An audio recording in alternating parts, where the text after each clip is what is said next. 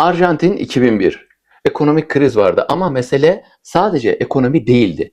Arjantin tarihinde ilk kez bir devlet başkanının helikopterle kaçarak iktidarı terk etmesine yol açan olaylarda insanlar hepsi gitsin dedi. Bu bir sistem reddiydi. Tunus 2010. Ülkede işsizlik, gıda enflasyonu, siyasi yozlaşma, ifade özgürlüğü ve kötü yaşam koşulları olmakla beraber meyve sebze satıcısı olan bir işsiz üniversite mezununun satış arabasına polisin el koymasından sonra kendini ateşe vermesi kıvılcımı çaktı. Olaylar yılların adaletsizliğinin dışa vurumuydu ve 23 yıldır ülkeyi yöneten devlet başkanının ülkeden kaçmasıyla sonuçlandı. Yasemin devrimi diye anıldı. Fransa 2018. Olaylar akaryakıt fiyat artışı ve vergi meselesiyle başladı. Merkez taşra elit halk kopuşuna dönüştü. İtalya, Belçika, Hollanda gibi ülkelere yayıldı. Sarı yelekliler protestoları diye anıldı. Şili 2019.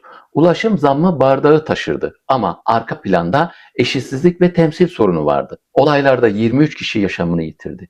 Devlet başkanı 8 bakanı değiştirmek durumunda kaldı. Bu örnekler bize şunu gösteriyor. Sosyal patlama kültürel değil, yapısaldır. Peki İran'da olan bir sosyal patlama mı? Başkent Tahran'da 28 Aralık 2025'te ekonomik nedenlerle başlayan gösteriler kısa sürede ülke geneline yayıldı. Şunu açıkça söyleyeyim. İran'da yaşananların kesin olarak sosyal patlama ilan edilmesi için henüz erken. Ama çok ciddi işaretler var. Ekonomik baskı uzun süredir var. Genç nüfus umutsuz. Temsil kanalları zayıf. Talepler sadece ekonomiyle sınırlı değil. Devlet sert güvenlik refleksi gösteriyor. Bu tablo bize şunu söylüyor. İran sosyal patlama riskinin yüksek olduğu bir eşikte. Ama patlama olup olmayacağını belirleyecek şey sokaktaki insan kadar devletin nasıl davrandığıdır.